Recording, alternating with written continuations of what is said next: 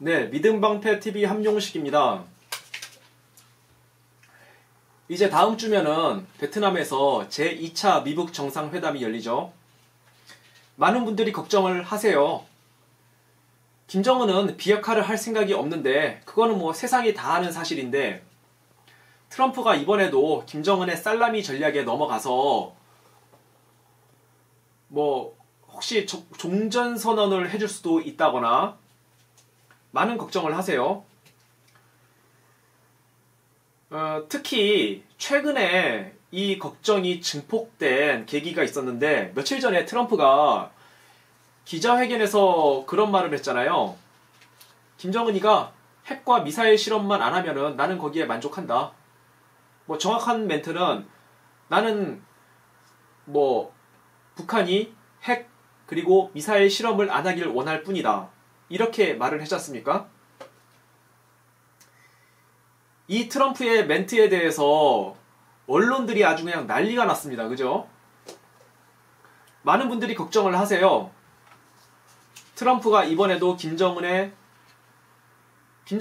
비핵화를 안 할 건데 김정은의 뭐 살라미 전략, 김정은의 속셈에 트럼프가 넘어갈 것이다. 걱정을 많이 하시는데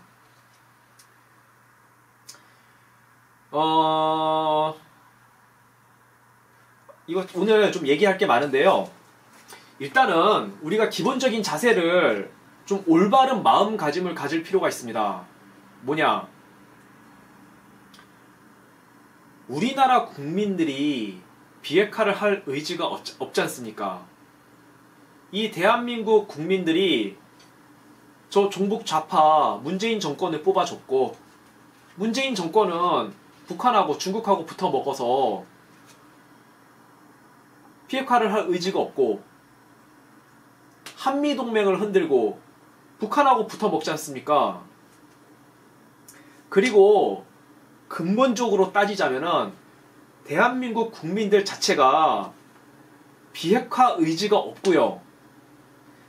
저 김정은 정권 악마의 정권이죠. 역사상 저런 정권이 있었습니까? 온 백성들을 노예로 만드는 역사상 전무후무한 정권이죠. 악마의 정권이죠. 그런 정권을 그냥 보고만 있어요. 그 정권에 수십 년간 노예처럼 살아가는 수백만이 굶어 죽었던 우리 같은 민족, 그 민족을 해방시킬 의지는 더더욱 없죠. 우리 대한민국 국민들이. 우리 자체가 의지가 없지 않습니까?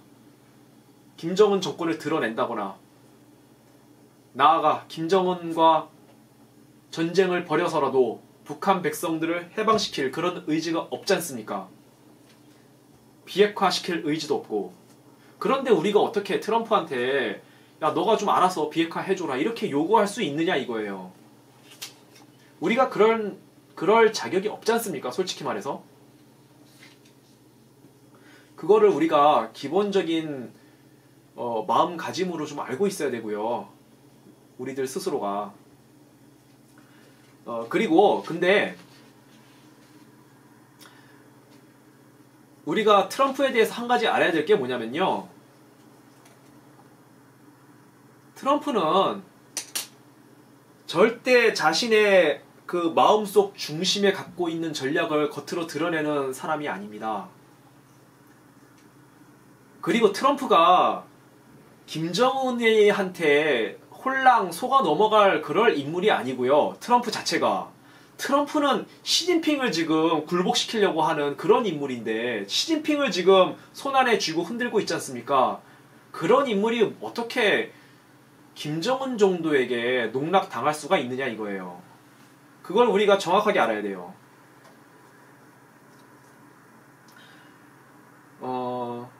제가 페이스북에서 그걸 영상을 보여준다고 약속했기 때문에 제가 그거 편집하느라고요. 제가 편집 실력이 좀 부족해서 뭐냐면은 제가 오랫동안 궁금했던 게 있어요. 지난번 작년 6.12 미북 1차 정상회담 때 싱가포르에서 했던 그때 트럼프가 분명히 2개의 문서에 사인을 했거든요. 김정은이도 2개 문서에 사인을 했고요. 저는 이거를 처음에는 발견을 못했어요. 근데 이제 이충근 박사님이 유튜브에서 말씀하실 때 그 2개 문서 사인했다 그러더라고요. 그래서 제가 찾아봤어요. 동영상을. 진짜 2개 문서에 사인을 했더라고요. 김정은이도 트럼프도.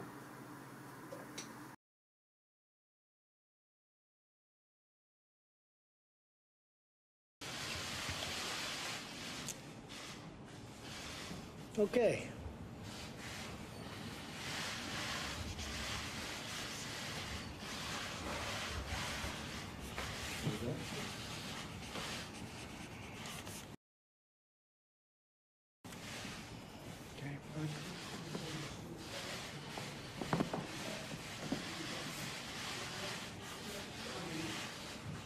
Mr. President, did he agree to denuclearize first? We're starting that process very quickly. Very, very quickly. Absolutely. Mr. President, 100% denuclearization?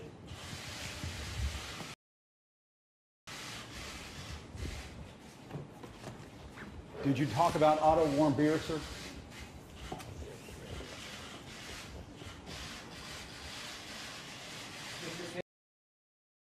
Did you agree to give up your nuclear arms? You'll be seeing everything in just a little while. The letter that we're signing is very comprehensive, and I think both sides are going to be very impressed with the result.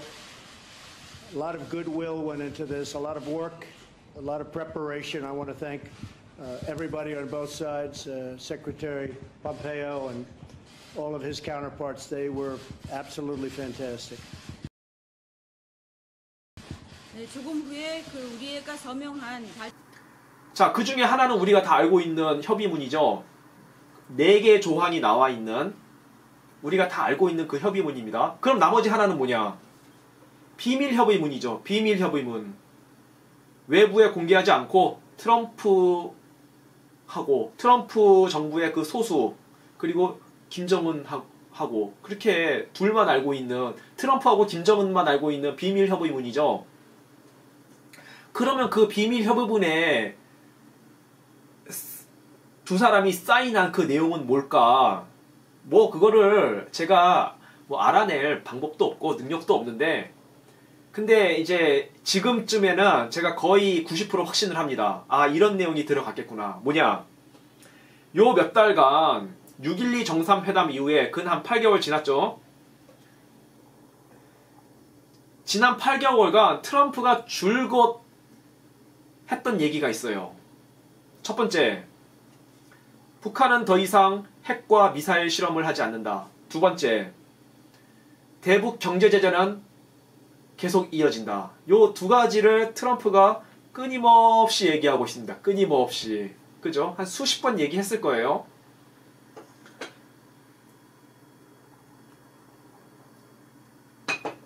예, 그 비밀 협의문에는 그 2가지 내용이 아마 들어간 것 같다. 아마도 이런 내용이 들어갔지 않았을까? 야, 너 북한이 만약에 핵실험, 미사일 실험 다시 한 번만 더 하면은 미국 전략무기 다시 한 번 더 배치하고 아주 그냥 군사적으로 엄청나게 너네를 밀어붙일 거야. 뭐 이런 내용이 들어갔을 것 같고, 그리고 경제제재 푸는 거는 너네가 실질적인 비핵화를 어떤 그런 움직임을 보여주기 전까지는 미국은 경제제재 풀지 않을 거야. 뭐 이런 내용이 들어갔지 않았을까. 그런 비슷한 내용, 그런 게 들어간 것 같아요. 아마도. 거의 제가 지금 90% 확신합니다. 지금은. 그러니까 트럼프가 김정은이 더 이상 핵과 미사일 실험을 하지 않는다, 이 얘기를 계속 하는 이유가 있는 거예요. 트럼프의 이유가 있는 거예요. 그렇고요. 우리가 요 미북 정상회담, 2차 미북 정상회담, 요거에 대해서 우리가 한번 생각해 봐야 될 부분이 있어요. 뭐냐면은, 과연 이번에 열릴 2차 미북 정상회담을 트럼프가 주도해서 열리는 것일까? 아니면은 김정은이 미북 정상회담을 열자고 강요한 것일까? 트럼프가 강요한 것일까? 김정은이 강요한 것일까? 과연 누가 먼저 2차 미북 정상회담을 하자고 해서 베트남에서 다음 주에 미북 정상회담이 열리는 것일까? 이걸 한번 생각해 볼 필요가 있습니다. 대부분의 사람들은, 아니 많은 분들은, 대부분이라기보다는 김정은이가 아마도 트럼프를 꼬셔가지고 정상회담을 하자고 했을 거야. 김정은이는 비핵화를 할 생각이 없잖아요. 근데 트럼프를 꼬셔가지고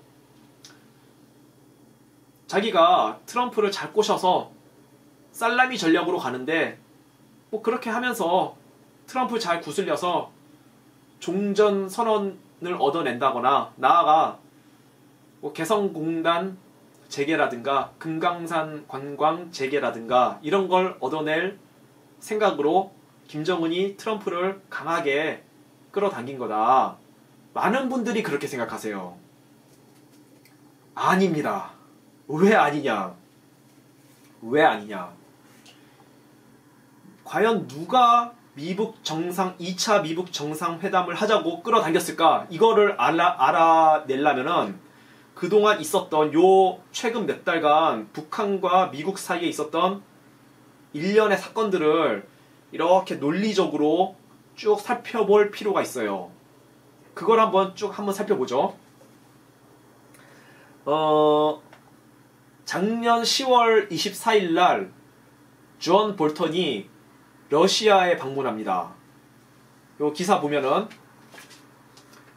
박러, 미 볼턴, 러시아와 한반도, 그리고 INF 폐기에 대해서 논의했다. 이런 내용인데, 예, 기억나실 거예요. 작년에 10월 달쯤에 볼턴이 러시아 방문했죠.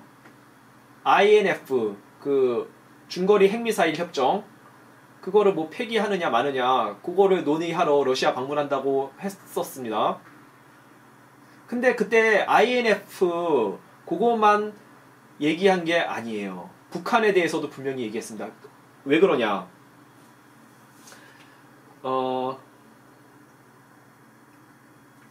요 다음 뉴스 보면요.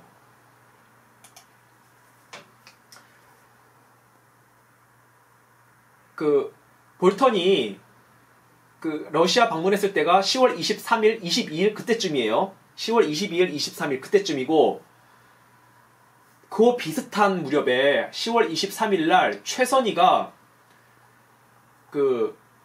미국하고 실무 협상을 해야 되는데 갑자기 통보도 안 하고 불참했습니다.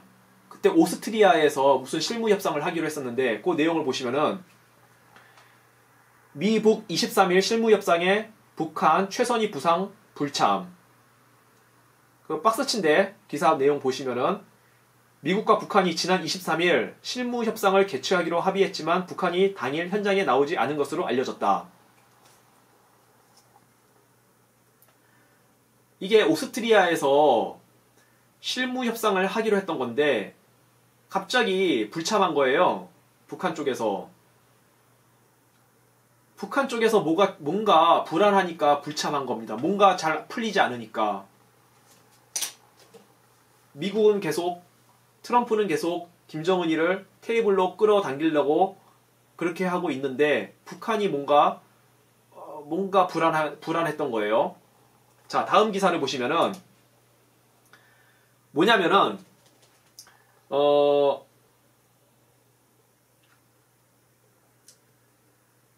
푸틴이 작년 11월 초쯤에 김정은이 보고 야, 너 러시아 오지 마. 이렇게 취소시켰습니다. 김정은의 러시아 방문을.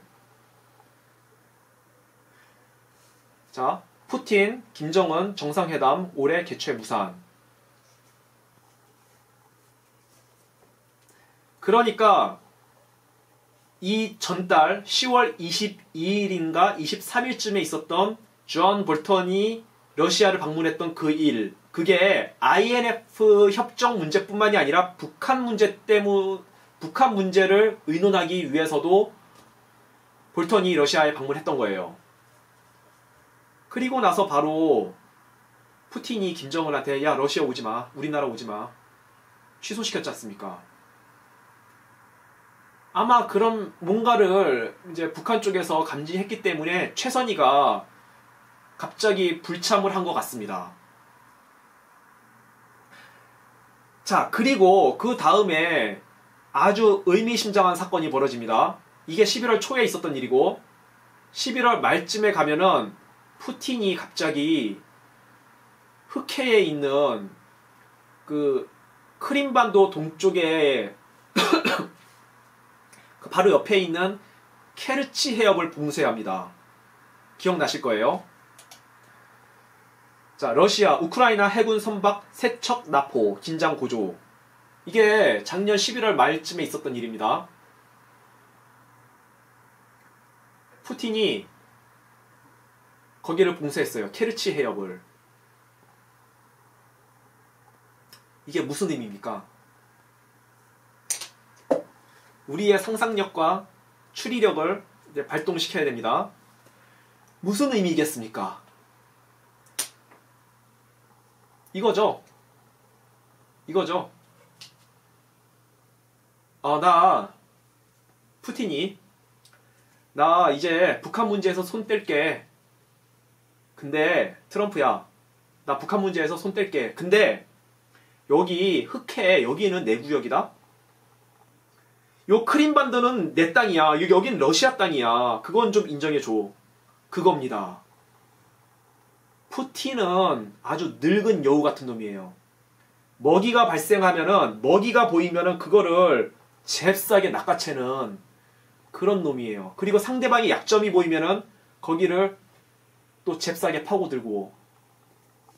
정말 늙은 여우 같은 놈이에요. 푸틴. 푸틴이 뭐 군사적으로 이렇게 막 하고 있는 그런 행태들이 있는데 정말 야갔어요. 야갔어. 뭐 그런데요. 예, 그겁니다. 북한 문제 손 뗄 테니까 요 크림반도 여기는 좀 인정해줘. 여기에서 미국아 좀 떠나줘라. 이겁니다. 이거.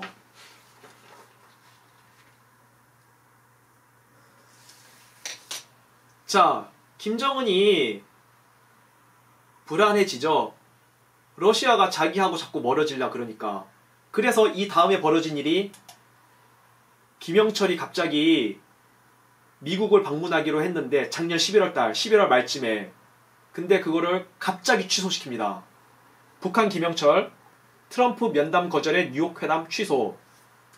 이 기사는 트럼프가 면담을 거절해서 김영철이 취소했다 그러는데 그거 아니에요. 그거 아니에요. 러시아가 빠져나가니까 김정은이 불안해져서 칼자루가 점점 트럼프 손 안에 들어가는 게 보이니까 김정은이 불안했던 거예요. 그래서 김영철의 미국 방문을 갑자기 취소시킨 겁니다. 이게 맞아요. 이게 맞아요. 그리고 나서 올해 초에 1월 8일 날 김정은이 중국을 방문하죠. 자기 생일날에. 왜? 불안하니까. 후달리니까. 트럼프는 자꾸 야 정은아 너 테이블로 나와. 자꾸 끌어당기는데 자기는 불안하죠. 러시아도 이제 떠나갔고 중국은 지금 미국하고의 경제전쟁에서 밀려나고 있고 자기가 도토리가 될 것 같은 거예요. 아니 도토리가 아니라 외톨이가 될 것 같은 거예요. 그래서 급하게 시진핑을 만나러 중국에 달려간 겁니다. 1월 8일 날 겁이 나니까. 그리고 나서 1월 16일 날 김영철이 워싱턴에 방문합니다. 북한 김영철 17일 워싱턴 방문. 미국 고위급 회담 임박. 예. 정은이가 시진핑 만나서 뭔가 확답을 들었으니까 야 정은아 내가 너 지켜줄게. 돈 걱정도 하지 말고 미국이 군사적으로 공격할 것 같으면 내가 다 지켜줄게. 너무 걱정하지 마. 뭐 이런 확답을 들었겠죠. 김정은이가. 그래서 이제 김영철이를 미국에 보낸 거예요. 그리고 나서 다음 주에 있을 2차 미북 정상회담이 진행이 되고 있는 거예요. 뭐냐? 이번 미북 정상회담은 김정은이가 하자고 한 게 아니라 트럼프가 하자고 한 거예요. 트럼프가 김정은이를 강하게 끌어당긴 겁니다. 너 테이블로 나와. 나와. 이거예요. 이게 맞습니다. 이게 맞아요.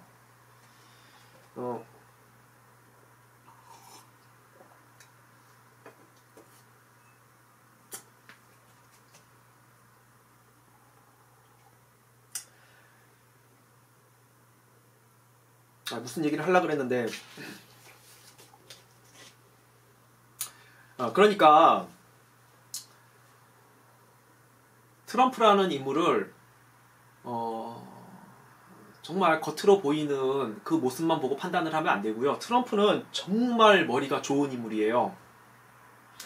제가 이제 조금 이따가 또 말씀을 드리겠지만 트럼프의 전략이 있죠. 트럼프는 자기가 마음속 중심에 갖고 있는 그 전략을 절대 다른 사람에게 노출을 안 시킵니다. 트럼프는 그런 인물이에요.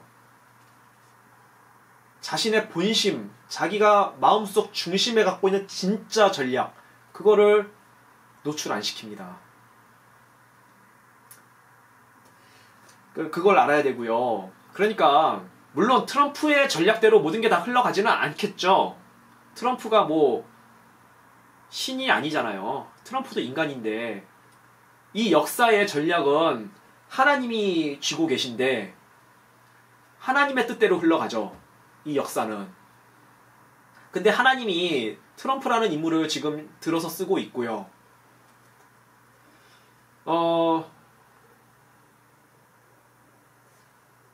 트럼프는 겉으로는 김정은이하고 비핵화 협상을 하지만 뒤로는 플랜 B를 분명히 준비하고 있습니다. 분명히 준비하고 있습니다.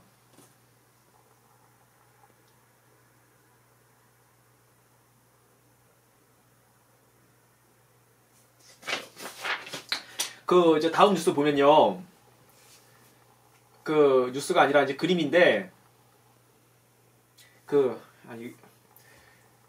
2월 11일부터 다음 달 3월 1일까지인가? 3월 2일까지인가? 하와이에서 지금 훈련을 하고 있거든요. 무슨 훈련이냐면은 MV-22 오스프리라고 하는 수송기가 있어요. 헬기처럼 수직 이착륙을 할 수 있으면서 헬기보다 한 3배 정도 빠른 속도로 비행할 수 있는, 그러면서 24명이나 수송할 수 있는 아주 굉장한 그 수송 능력을 갖고 있는 그런 비행기인데, MV-22 오스프리하고 A-10 썬더볼트 2 공격기입니다. 보병들의 근접 항공 지원을 하는 공격기인데, 이 두 개의 비행기가 연합 훈련을 했습니다. 합동 훈련을 했어요. 지금 하고 있어요. 하와이에서. 이 사진 보시면요. 그 맨 앞에 오른쪽에 있는 큰 비행기가 MV-22 오스프리라는 그 수직 이착륙기고요. 그 뒤에 보이는 비행기 두 대가 A-10 썬더볼트 2 공격기입니다. 뭐 많이 아실 거예요. A-10기 썬더볼트. 저게 이제 캐틀린 기관포를 달고, 그게 몇 밀리지? 100mm인가? 100mm는 아니고 하여튼 뭐 기관포 큰 거 달고 그 전차라든가 장갑차를 파괴하는데 쓰이는 아주 굉장히 무서운 공격기입니다. 보병들을 공중에서 근접 지원하는 그런 비행기인데, 이 두 개 비행기가 같이 합동훈련을 했습니다. 이 두 개 비행기 편대가. 저 오스프리, 저 비행기는 해병대 소속이고요. 그러니까 이제 해병대 상륙작전에 썬더볼트가 조인트가 돼가지고 같이 작전에 나서는 그런 모습이거든요. 아니, 그러니까 확실히 미국은 이 무기가 많으니까 정말 이 작전도 아주 그냥 창의적인 작전을 저렇게 정말 아주 독특하고 창의적인 그림입니다, 이게. 왜냐면은 보통 상륙작전을 할 때는 상륙정으로 이렇게 수상으로 침투하지 않습니까? 속도가 느리죠. 근데 저거는 그냥 공중으로 바로 들어가겠다는 얘기예요. 특히 저 오스프리는 헬기보다 훨씬 수송 능력이 크기 때문에 최소 대대급, 많으면 연대급이 그냥 고속 침투해서 적진에 들어가겠다는 얘기거든요. 근데 그거를 공중에서 방어해주는 역할을 A탱기가 맡고,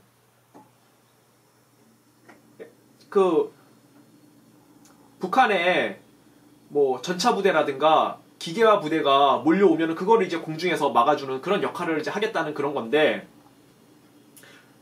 저는 그 뉴스를 봤을 때 처음에는 베네수엘라를 대상으로 하고 있는 훈련인 것 같다, 이렇게 생각을 했어요. 왜 베네수엘라를 목표로 한 훈련이라고 생각을 했냐면은, 이게 딱 마두로를 잡아내기에는 아주 그냥 너무 적합하게 보였거든요. 그 베네수엘라 수도가 바로 해안에 근접해 있는데 그냥 일개 대대가 한 400명, 500명이 그냥 냅다 들어가서 마두로를 잡아올 수 있겠다, 저 정도 전력이면은. 그 생각이 퍼뜩 드니까 베네수엘라를 대상으로 한 훈련인 것 같다, 이렇게 생각을 했는데, 훈련 지역은 하와이고요. 태평양 사령부가 있는. 제가 좀 더 생각을 해보니까 북한일 가능성이 훨씬 크다, 지금은 그렇게 생각을 합니다. 자, 이거는 약간 대량의 인원을 수송할 때, 상륙시킬 때 쓰는 그런 작전 형태인데, 그러니까 티어 1, 티어 2급은 아니에요. 티어 3급이에요. 티어 1은 요의 남사를 직접 수행하는 아주 핵심 특수부대, A급 특수부대고요. 그리고 티어 1을 방어해주는 근접 지역 방어, 그거를 해주는 부대가 티어 2 부대고요. 그리고 약간 광역 방어를 해주는 부대가 티어 3라고 합니다. 그 티어 3를 이게 해주겠구나, 그 생각이 드는 거예요. 티어 1하고 티어 2는 하여튼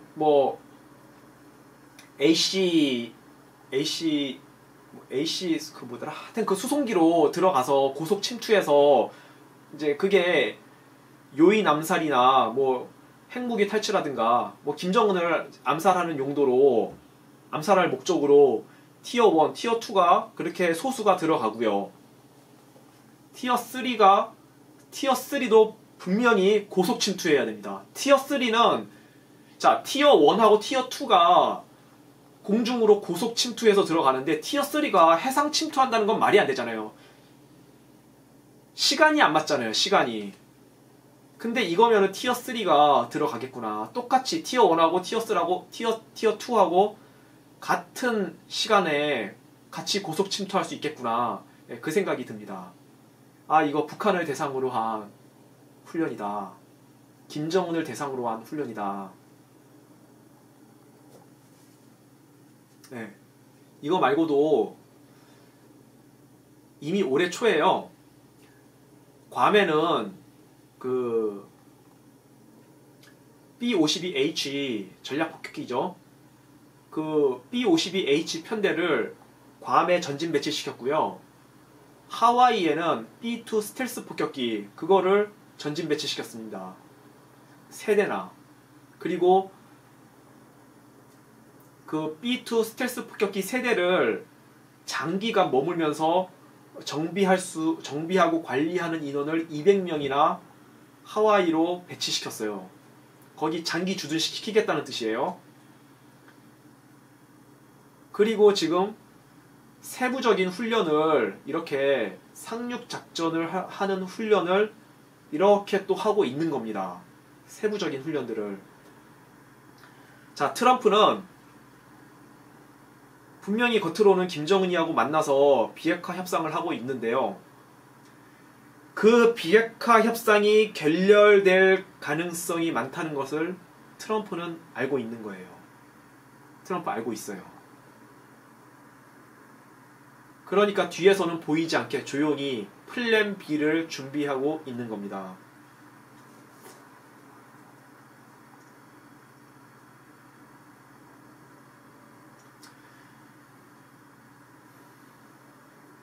그리고 이제 마지막으로요. 오늘 신인균 대표 유튜브 방송 보니까 이제 많은 분들이 보셨겠지만 S-400 그 요격 미사일이죠. 러시아의 S-400 요격 미사일이 러시아가 중국으로 수출을 했는데 그게 원래 1월 초에 1월 달에 이제 중국에 도착해서 배치가 될 예정이었는데 그게 풍랑을 맞아가지고 중국으로 가는 도중에 풍랑을 맞아가지고 망가졌답니다. S-400이. 그 기사 내용을 보면요. All Russian-made S-400 missiles sent to China have been destroyed. 예, 러시아제 S-400 미사일이 중국으로 이제 보내졌는데 그게 가다가 파괴됐다. 요 밑에 내용을 보면은 풍랑을 맞아가지고 파괴됐다는 거거든요.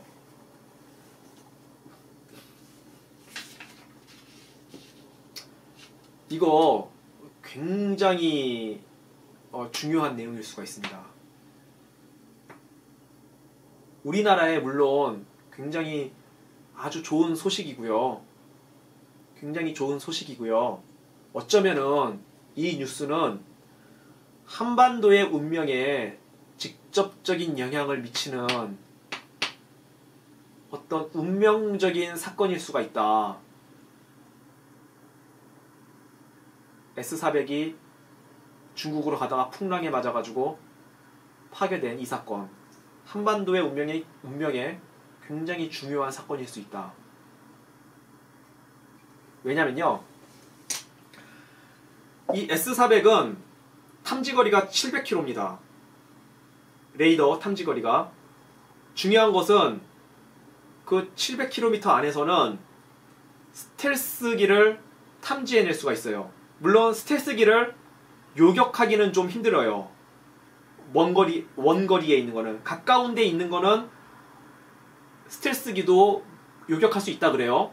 근데 이제 중국하고 우리나라하고 몇백 킬로 떨어져 있으니까 원래 이게 산둥 반도하고 랴오닝 반도에 배치될 예정이었거든요.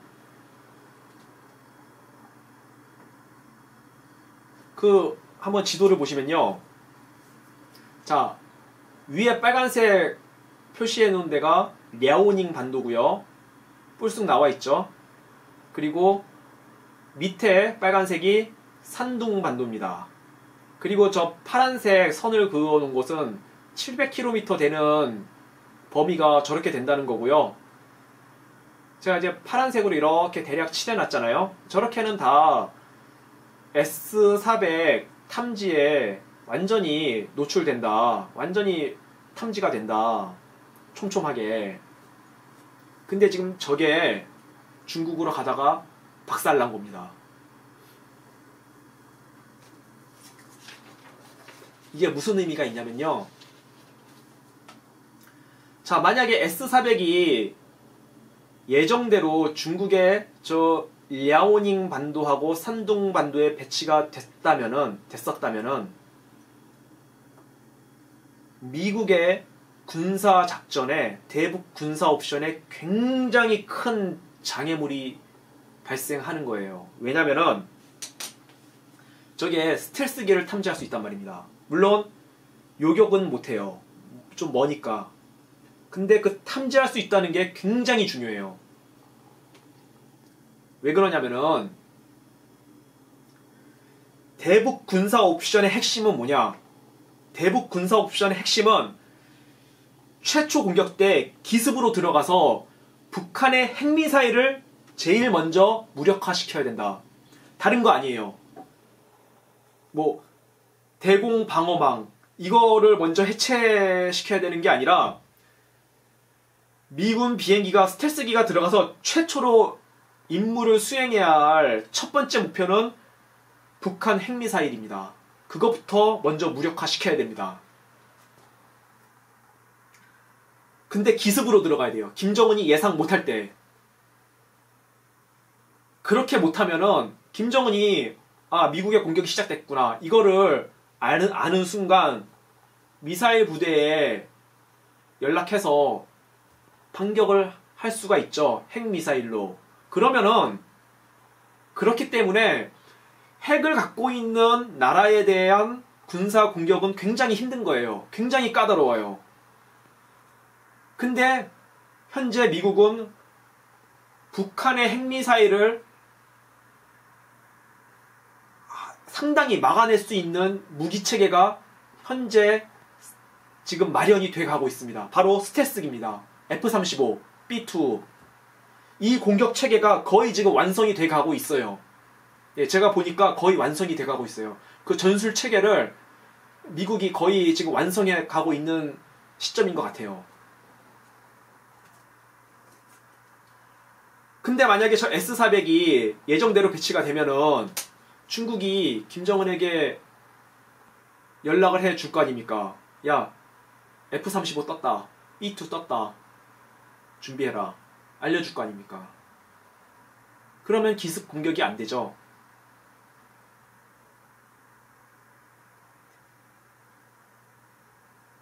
북한에 대한 기습 공격을 못하면은 군사 옵션 자체가 힘들어져요. 왜? 북한은 핵미사일을 갖고 있기 때문에.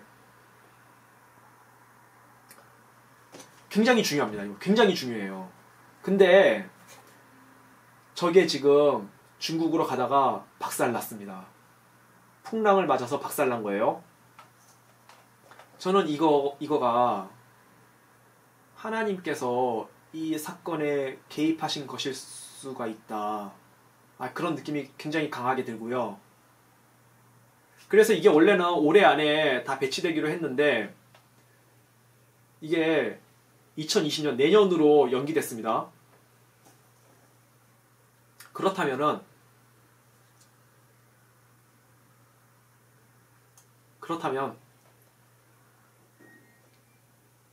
어쩌면은 2020년 안에 내년 안에 어쩌면은 내년 안에 북한 백성을 해방하는 것이 하나님의 계획일 수도 있겠다.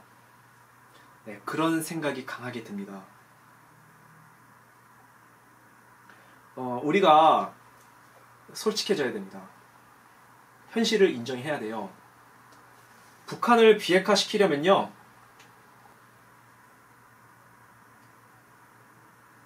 그리고 북한 백성들을 해방시키려면은 다른 방법이 없습니다. 전쟁밖에는 다른 방법이 없어요. 김정은이 정말 개가천선해서 해가 서쪽에서 떠서 김정은이 정말 회개를 한다면은 모르지만 그런 일이 발생하지 않고서는요, 비핵화시킬 방법이 없습니다. 네, 우리가 현실을 인정해야 되고요. 우리가 솔직해져야 돼요. 전쟁을 각오해야 될 시점이 매우 가까이 다가오고 있다. 네, 매우 가까이 다가오고 있다. 네, 우리가 좀 마음의 준비를 해야 될 필요가 있다고 생각을 합니다. 네, 이제 방송을 마치고요. 근데 마치기 전에 그 며칠 전에 김태우 수사관이 한 일주일 됐죠? 기자회견을 했는데 저 그 기자회견 그 마지막에 김태우 수사관이 했던 말이 너무 감동이 돼가지고 김태우 수사관이 그때 울먹이면서 그렇게 얘기를 했지 않습니까? 이렇게 얘기를 해요. 환난과 시련은 저를 인내하게 하고 연단하여 소망을 갖게 합니다. 그러므로 저는 담대히 임하겠습니다. 이거를 눈물을 글썽이면서 얘기를 했습니다. 뭐 아시는 분은 아시겠지만 이거 성경 말씀이거든요. 우리가 환난 중에도 즐거워하나니 이는 환난은 인내를, 인내는 연단을, 연단은 소망을 이루는 줄 알미로다. 로마서 5장 3절로 4절 말씀. 예. 저는 몰랐는데 김태우 수사관이 크리스찬입니다. 100% 크리스찬이에요. 네, 이거 성경 말씀 이렇게 인용한 거 보면 100% 크리스찬인데요. 멋있더라고요. 김태우 수사관. 멋있다, 김태우.